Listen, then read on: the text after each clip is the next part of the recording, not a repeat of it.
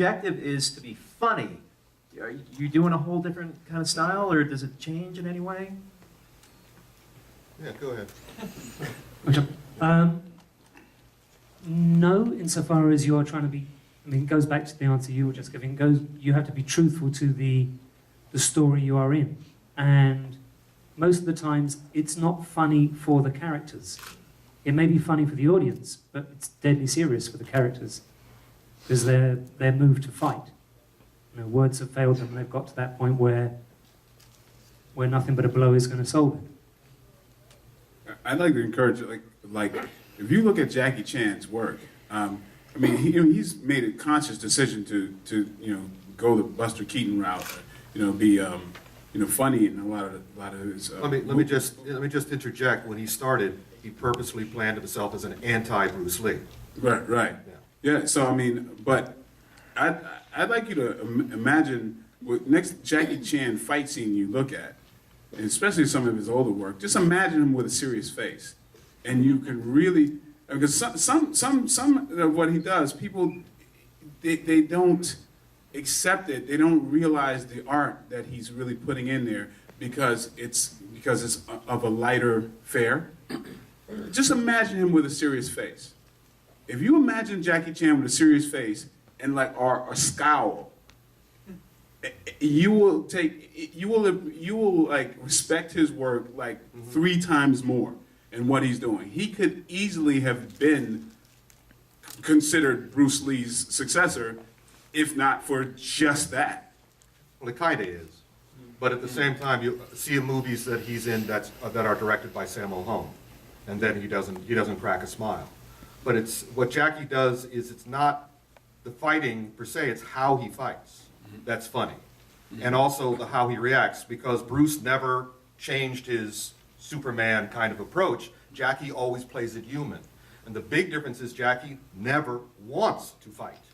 It's not like he's a big. That's, I think, the huge difference between American producers and Hong Kong and European producers is that American producers always have to have their heroes walking away from an explosion without blinking or flinching. It always has to be badass. You have to be tough. You have to be the biggest SOB in the valley. And in China, you don't. The idea is Kung Fu is all about not fighting, and you don't want to fight, although you wind up fighting brilliantly. And it's how Jackie fights, not the fact that with the faces and the desperation, please let's not fight, and all that and also it hurts when you hit somebody. I'm developing a Kung Fu video game now where depending on what technique you use, you hurt the other person, but if you use your closed fist, you're also hurting yourself, et cetera, et cetera. Yeah, I'm glad you brought that up because video games have obviously done a lot for martial arts in the last 20 years, and I know, Larnell, you've done some work, I think, on some video games, choreography, and so how has that changed? And is that going into a different medium where there aren't cameras, there are the digital pixels? Does that make it all together different, or is that something? It's actually helpful for me as a choreographer. I play video games, and sometimes if I'm reading a script, I use creativity from many places, whether it's anime, comic books, video games, but video games have the best cinematic references. I look at video games and I say, how can I make that come to life for real without getting anybody hurt?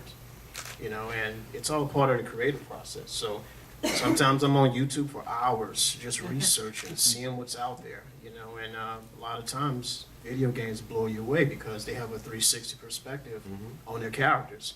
So they don't have to worry about shots, angles, or if someone gets hurt, or was the punch a miss. So I look at that difficult camera move and say, how can I adjust that to a real life person? How can these two guys attack, catch the sword, throw it through the wall, get the gun? And next thing you know, you got something that might have not been accomplished on film. Even if you don't get that exact shot, you brought something fresh and creative. And at the end, that's all I want to bring to the audience. So video games are very helpful, and I enjoy the process of where they're going with it now. But it's helpful to us as well. So I definitely appreciate it as a player and as a choreographer. And one of the projects that you have coming up is Mortal Kombat, which I believe is going to premiere this week, if I'm not mistaken. Yes. Yeah. And Mortal Kombat is characters using all different types of fighting styles. And Michael, Undisputed 2, I thought that was really interesting how, beginning of the movie, your character is a boxer. And by the end of the film, you're really more of a martial artist. And so in terms of fight choreography, and also Richard, what you do is with swords, with arrows and whatnot, how many different fighting styles do you know? And do you make sure you study every different kind of fighting style out there? Or you just kind of get the basics? How do you... I know Hollywood dough, basically. I know whatever fits the script or to impress the audience. That's my main concern. Because at the end of the day, I'll never be satisfied with my fight scenes. I'm gonna pick them apart, look for better camera angle, look for more intensity. Could we have got it shot faster? Could I have done something different? I probably only had 2 fight scenes in my last 6 years of choreographing that I've been happy with. And those were? One of them is in Mortal Kombat. I know that. The robot thing. Yeah, that's one of the only, and that was the first time, I mean, we've been having an interesting relationship over the last few years, getting closer as far as respect in the industry and as more like a big brother, little brother. And I think that was probably the very first time I ever showed him a fight. And I said, I think I'm on to something here. And he's never heard me say that. And hopefully you guys will agree. It's a fight scene between Cyrax, Sector, and Hydro, the robots from Mortal Kombat. It's just insane. Imagine Iron Man doing martial arts. That's the best way I can put it, and unfortunately I can't tell you any more about it, or ninjas will drop down and kill me. So. You can take them, you can take. What's the other fight scene? What's the second one that you like? Well, the second one I have to say has to be Undisputed 3. Here's why. Because the finale fight was 7.5 minutes. That's a lot of fighting, and we shot it in a day and a half. Oof. And for those of you who may not know about how long it takes to shoot a fight scene, the Mortal Kombat short, the Rebirth short, I was promised 8 hours to shoot that fight. I shot it in 4. The Undisputed fight scene was 5 times longer than that fight scene, and we shot that in a day and a half, and a normal day for us is a 12-hour day, including lunch. So you have 11 hours. So then you have a half a day to pick up the rest. But, you know, with 2 phenomenal athletes, it's easier. Or you have actors like Michael J. White, it's easier to add what we call sections to the fight scene and get more accomplished, thus making the audience enjoy the finale, which is what it's about. Richard, what about for you? Well, in a sense, what our job is being sort of jack of all fights, master of none. You just need to have a broad understanding of a lot of different martial arts, so you can, going back to what you were saying, Lionel, so you've got different places to draw from creatively.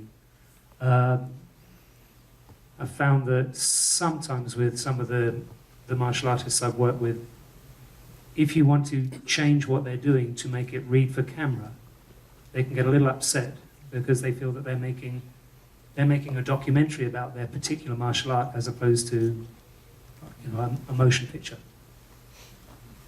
Myself, I made sure I trained in several different martial arts styles.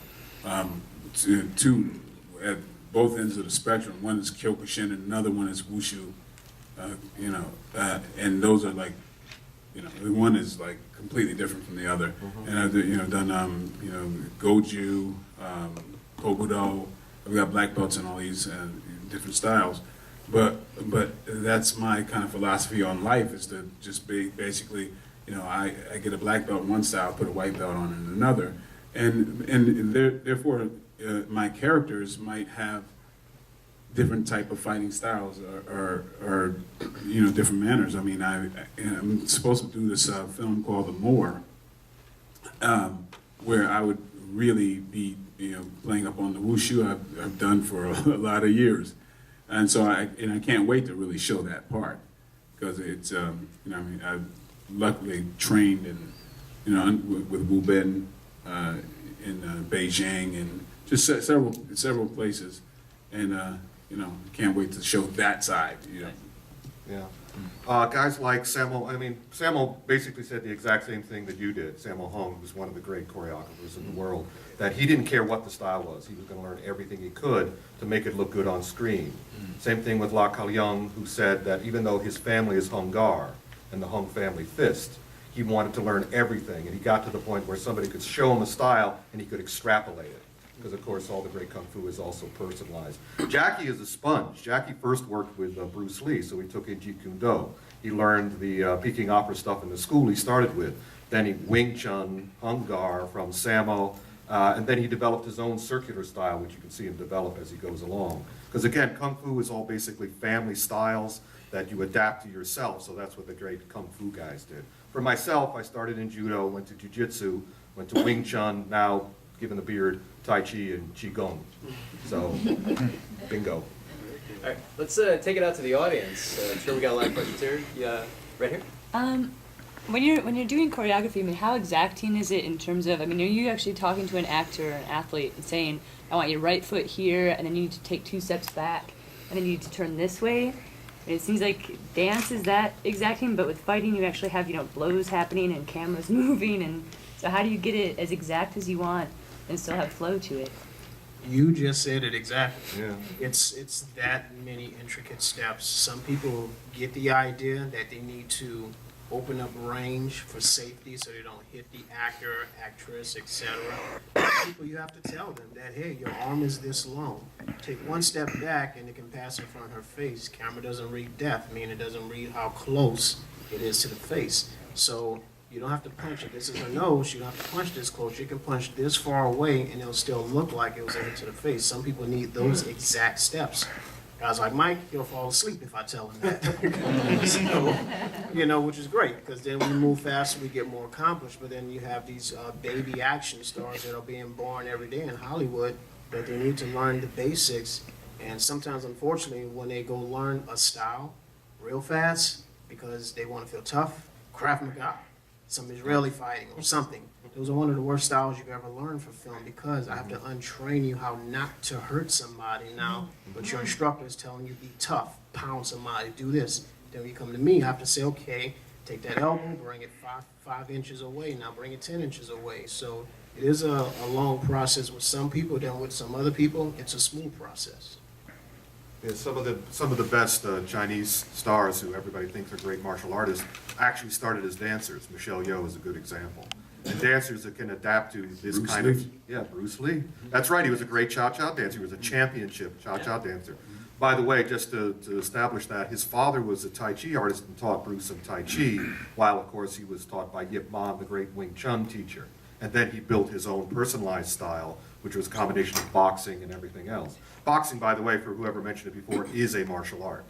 I have guys who work in the Black Dragon Kung Fu style, and once a year, the teacher just says, now we're just going to box. And these guys who pride themselves on their stamina and their speed and their strength, within 2 minutes are exhausted. Boxing is not a martial art. Yeah. Gentlemen here. What kind of advice would you guys give a young, inspiring actor or stuntman that's trying to get into the industry? I'll give him the actor part, you give him the stuntman part. I get that question a lot because I recently relocated back to my hometown in New Orleans, which is where I'm from. I was in LA for 10 years. And there's a lot of people who take martial arts that want to pursue stunts or be a action actor. If I don't have time to take someone underneath my wing and teach them the basics and set protocol of stunts, I would say, here's my email address, email me. Send them 3 YouTube links of fights that I like. If they know some type of martial arts already, I would say, hey, you get a buddy, get a tripod, get a camera, get in your backyard, get in your garage, get in your gym. Imitate this fight, see me in 2 months, then I'll take you underneath my wing. Even if they can't imitate it that much, they've gotten leap years ahead of some other people who never do that just focus simply on throwing great kicks, stretching, flipping, and lifting weights. That doesn't mean no good on set if I can't untrain those muscles to be loose, or your head is too stubborn to understand that you're supposed to lose the fight. No matter how big you are, you're going down, okay? You're getting paid to lose. So it's a bunch of different factors concerning the stunt area for fighting. Now for driving, riding horses, high falls, fire burns, that's an entire another area. I'm only speaking concerning film fighting as a stunt guy. As far as acting is concerned, I mean, it's such a different thing. So, I mean, it's like, I know sometimes it's interesting, people will talk, a lot of times talk about, well, I'm going to get into martial arts and I'm going to get into, acting. And like the two are really related. Like, it's not really, like, I know a lot of bodybuilders, so I'm going to do bodybuilding, then I'm going to get into acting. It's like, well, there's like one guy who did that, it's like, and made it, there's not many people who even do go from, martial arts to act. I would say, like for myself, I understood this all too well. I mean, I refused to do any martial art movies until I was established as an actor. I studied acting, it's like, like anything else. If you wanted to become an architect, study it, Really don't say like, don't look at some kind of shortcut to get in there. I'm gonna get my foot in the door, being a martial arts, a stunt guy, whatever, and then I'm just gonna transition. It's like nobody's gonna, you're gonna be forever known as the stunt guy, So it's like, I basically had to, I mean, my entrance into the knowledge of the studios and everything else was as an actor. I mean, when I played Mike Tyson or did well, that's, it had nothing to do with martial arts. Even Spawn didn't have anything to do with martial arts, That's just, those are dramatic roles. The first time I ever did really showcase martial arts was